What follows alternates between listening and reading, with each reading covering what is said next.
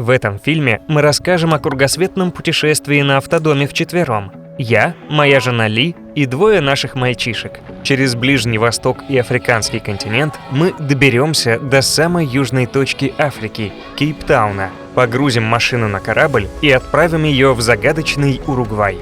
Потом пересечем обе Америки и через Тихий океан вернемся домой. Мы сделаем наш путь образом жизни, пусть и на время. Подписывайтесь на канал и путешествуйте вместе с нами.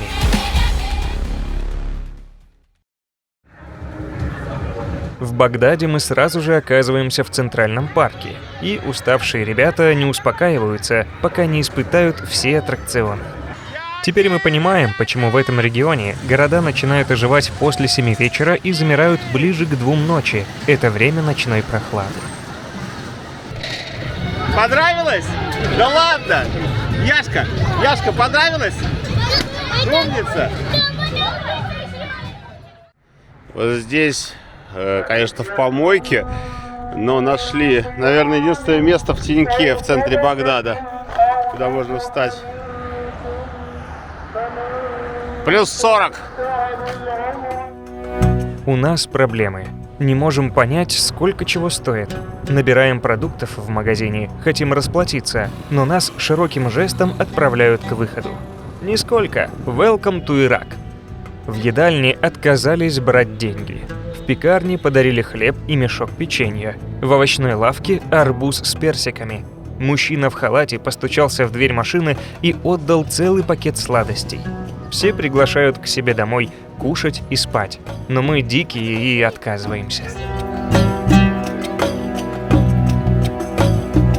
Иракская еда. Бобы, рис и кебаб из фарша. Фастфуд. Король фастфуда – булки с кунжутом и насыпкой резаного мяса с салатом. Много медовых сладостей.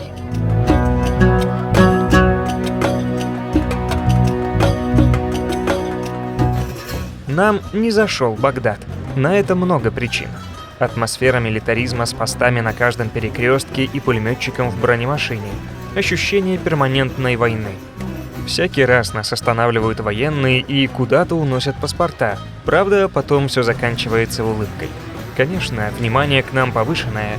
Кажется, что мы единственные инопланетяне на этой земле. Почти нигде не получается снимать на камеру. Боимся, что в кадр попадет запрещенный объект. В центр проехать невозможно. Разворачиваются словами «вам сюда нельзя», поэтому мы не увидели и половины достопримечательностей. Но все они носят патриотическо-идеологический характер. Не видно исторической составляющей, нет атмосферного древнейшего города. Есть строения 19 века, но они в упадке и не восстанавливаются.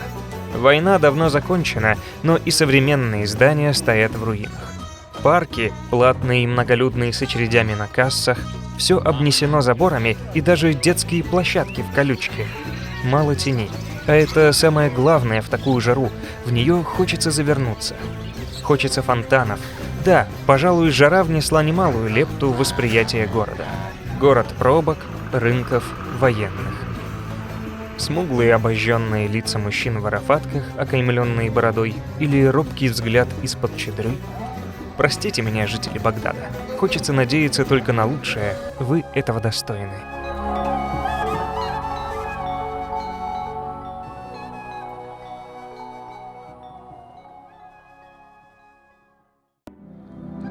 Все вокруг плавится. Сухой регион, мертвая земля. Пересохшие русла рек, пустынные пейзажи, стада чахлых верблюдов, пасущихся в редких колючках. Как же не хватает этой земле влаги. Бескрайний горизонт сухих степей, и только ветер разносит по ним пластиковый мусор.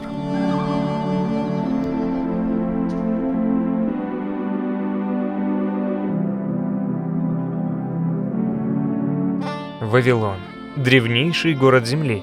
Сейчас представляет собой область раскопок и неширокой реки с пристанью к югу от Багдада.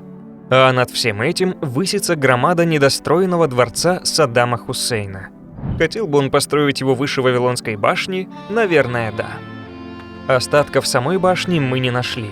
Да и была ли она? А вот руины города времен Навуходоносора великолепны. Они заставляют задуматься о смене времен и человеческого мировоззрения. Саддам, желающий править частью мира на уровне царя Вавилонского, во многом испортил, пытаясь воссоздать город из руин.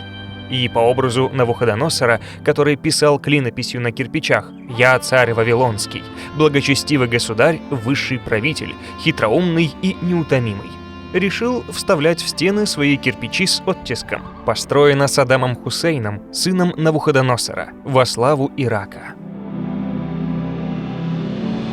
Сам недостроенный дворец его теперь символ падения диктатуры и тирании, куда можно заходить и удивляться размаху мыслей и высокомерия. И все же высшей степенью символизма является не сам дворец, а выбранное место для его постройки. Не учтен им только символизм самой Вавилонской башни. Добро пожаловать в музей-утопию Саддама Хусейна.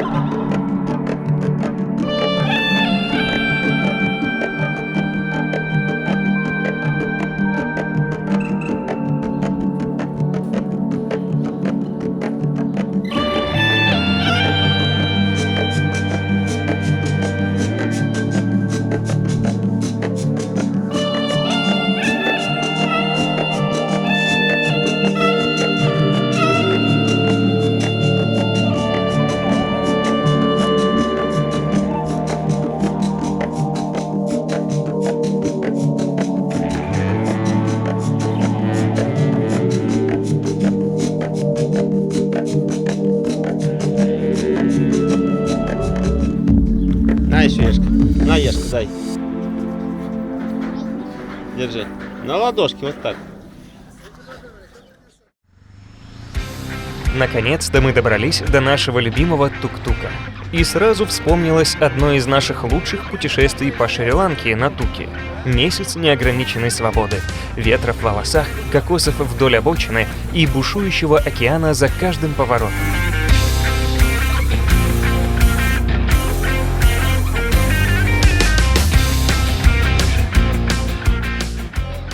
Опа, явление. Ты уже как у себя дома, да? Женщины помогли Ли облачиться в чедру, причитая: «Приехала невесть откуда, Клуша, не знает элементарных вещей». Нет-нет, это наши фантазии, все очень заботливые и добрые. И мы пошли к мавзолею. Одна из самых больших святынь для шиитского мира в Ираке — город Кербела. Здесь был убит внук пророка Мухаммеда, имам Хусейн ибн Али. Собственно, с этого момента и началось деление на тех, кто верит в преемственность покровной линии Мухаммеда шиитами, и тех, кто считает, что такой преемственности быть не должно, суннитами. Это если упрощенно. Сюда стекаются ручьями все последователи шиитской конфессии ислама. Для них страдания и смерть имама Хусейна стали символом самопожертвования в борьбе за истину. Ближе к вечеру, когда неутомимая жара сдает права, люди блаженно садятся в круг, судачат, пьют чай и едят сладости.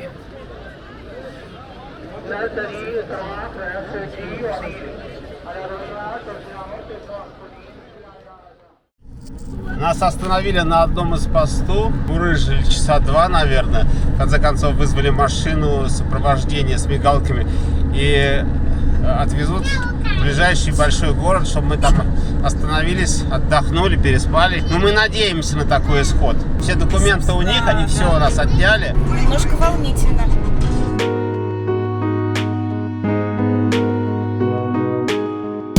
Мы спали в военной части.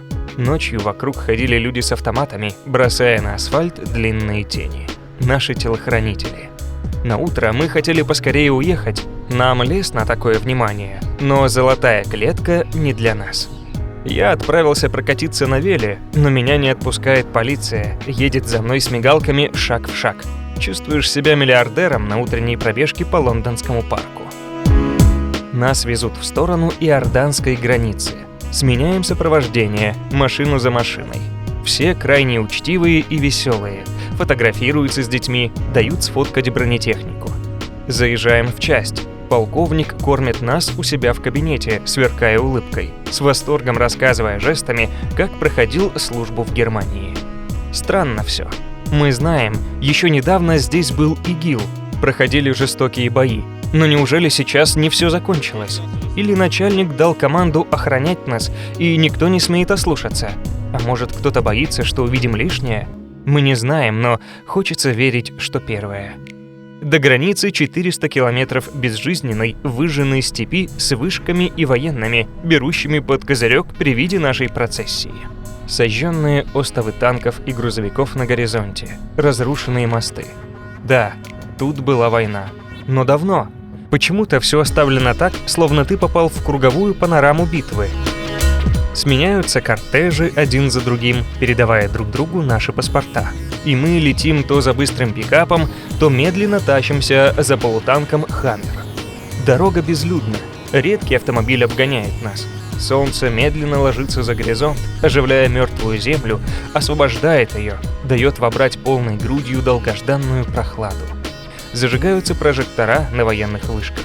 И вот нам отдают паспорта и, развернувшись, указывают путь. Дальше безопасно. Невозможно передать чувство, охватившее нас.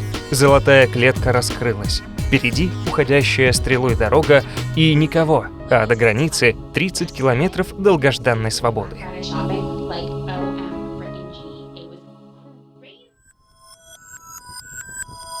Иордания встретила нас пустынно-каменистыми пейзажами до горизонта, отличными дорогами и ломовыми ценами. К слову, в Иране все было бесплатно, в Ираке за даром.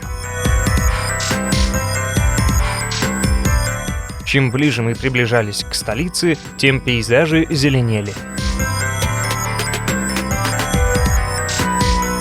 В конце концов, мы поняли, что выехали из Ближнего Востока и въехали в Европу.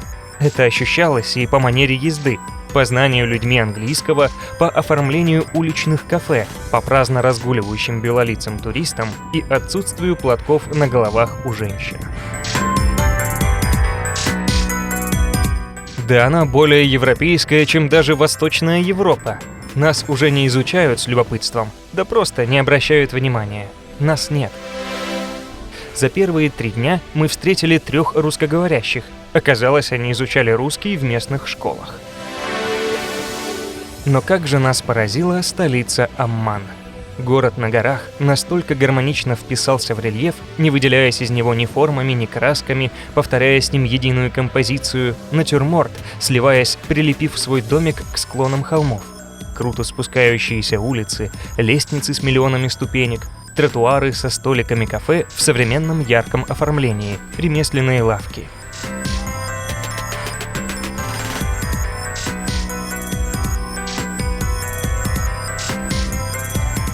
Пожалуй, огорчает лишь одно. Городу не хватает парков и прогулочных зон, зелени.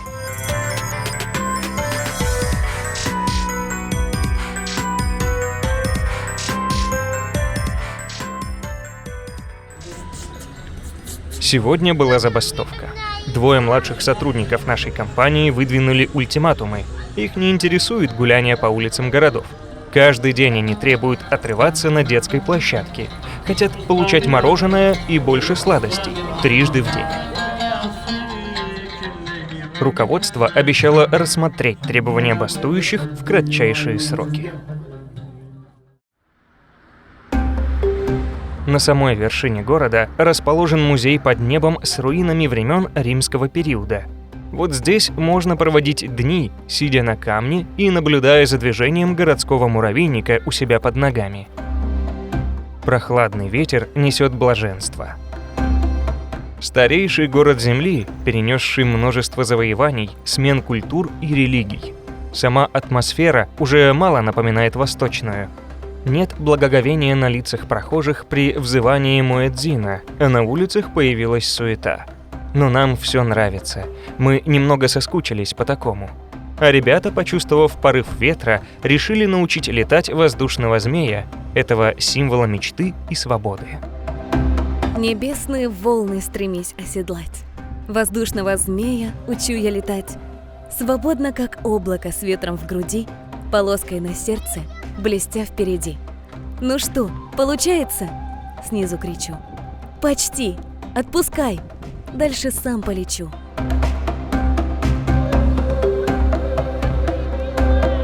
Странно. Уже 2 месяца в пути, а гармонии и спокойствия не хватает. Не вошли в колею. Что дальше? Как попасть в Африку? Из-за войны в Судане невозможен транзит машины по его территории.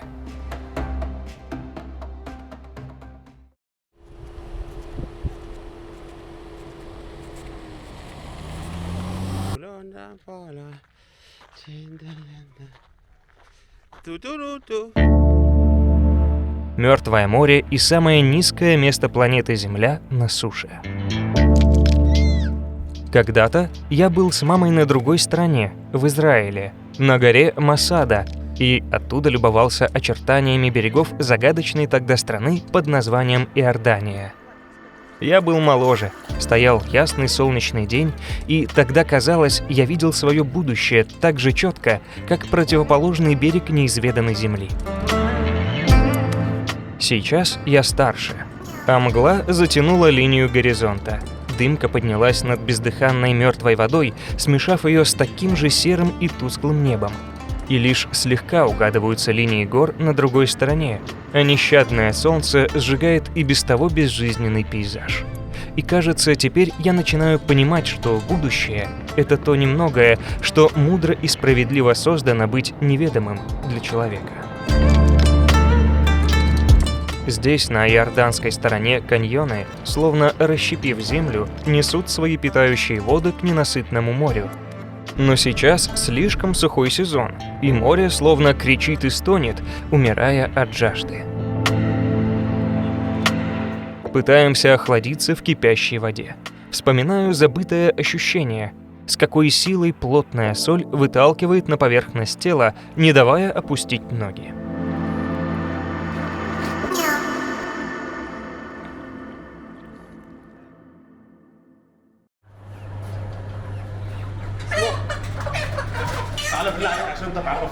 Здесь, в местных деревушках, курицу режут при тебе, взвешивают живую, и Дюк видел этот процесс. Я показал ему намеренно, но до сих пор не знаю, правильно ли поступил. Нужно ли показывать детям жестокость этого мира, или это всего лишь правда, а значит справедливость? В чем тогда между ними разница? Что вы думаете?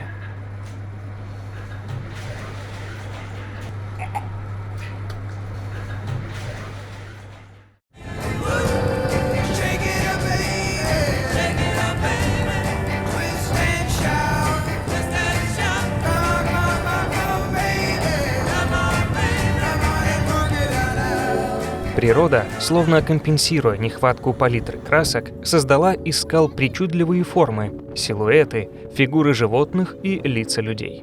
Странно, но в этих безжизненных и раскаленных докрасна горах, в этом сжатом дымкой воздухе, впервые мы почувствовали легкость свободы. Возможно, потому что мы были единственно живыми созданиями на этой мертвой земле.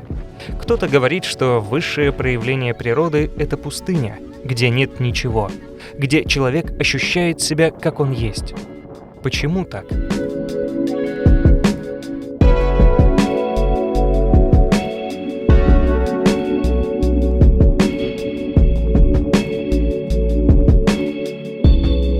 Сегодня опять забастовка, но бастуют взрослые. Надоели каждодневные гонки. Хочется спокойствия и ничего не делания.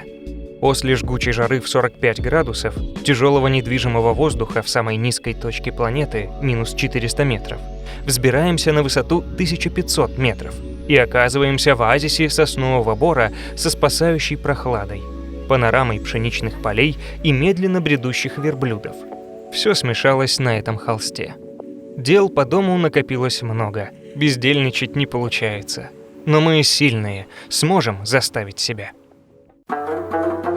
Не хочется быть путеводителем. Мы недостаточно подкованы знаниями для этого. Не хочется быть и восторженными туристами. Не может нравиться все, что видишь. Человек часто настроен оправдать свои ожидания или работает на публику. Возможно, мы сделали ошибку и не пошли с утренней прохладой, когда день только просыпается, а туристические автобусы рассаживают еще зевающих туристов, чтобы отвезти туда. Солнце было в зените, когда нас подхватила толпа посетителей и внесла в узкий пролив между двух скал.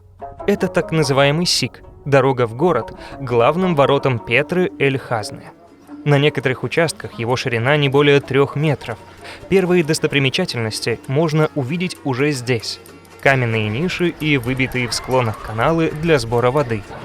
Именно в этот момент мы почувствовали, что выбросили деньги зря за то, что считается 8-м чудом света.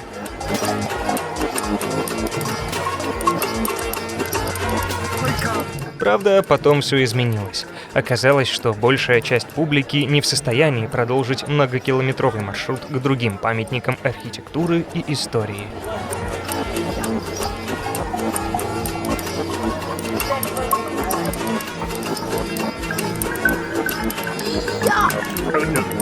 Что же делает Петру такой уникальной? Конечно, верблюды.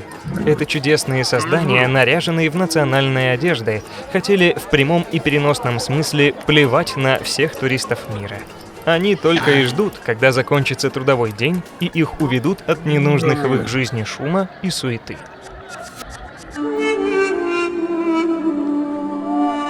А еще Петра – один из крупнейших археологических парков Ближнего Востока, где сохранились сотни памятников древности. Храмы, пещеры, алтарные площадки, дворцы и водохранилища.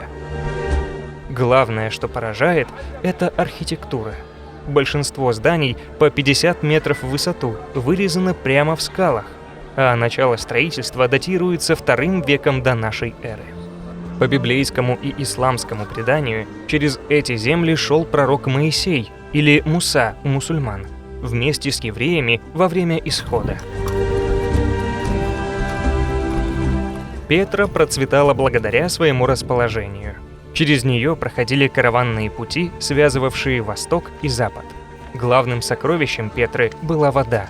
Жители создали сложнейшую систему каналов и подземных резервуаров. Однако с IV века город начал угасать. Морские торговые пути стали выгоднее сухопутных. А еще, как обычно, случилось землетрясение, и к XIII веку город был окончательно заброшен. Его пещеры стали пристанищем для кочевных бедуинов, которые ревностно охраняли эту территорию от чужаков. Лишь в XIX веке шведский востоковед, переодетый в мусульманского паломника, первым проник в город и подробно описал его. Мы дошли до конца. К монастырю на горе ведут около 1000 ступеней. Я не ожидал такого от Влада. Сам я еле волочил ноги, вливал в горло последние капли воды. Горжусь им. 8-е ли это чудо? Я ожидал большего. Боюсь оказаться историческим невеждой, но не было у меня такого трепета, как когда-то от Ангкора в Камбодже, где я облазил все храмы, обгладил рукой каждую стену, обвитую лианами джунглей. Невежда. Как можно сравнивать? Это разные эпохи. Когда строился Ангкор, Петра уже была давно заброшена. И зачем что-то сравнивать? Все неповторимо. А все равно хочется прежних, давно забытых эмоций. А может, это возраст берет свое? А может, семя упало не на плодородную почву? Но почему-то Петра внесена в список новых чудес света, а про Ангкор забыли.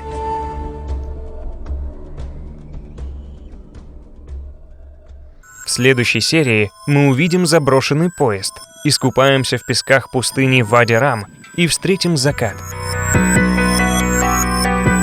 Познакомимся с верблюдами, испытаем Красное море и окажемся в королевстве Саудовской Аравии. Найдем разбитый самолет, почувствуем себя на Марсе и отправим наш автодом на другой континент. Путешествуйте с нами, подписывайтесь на наш канал и не забудьте поставить лайк.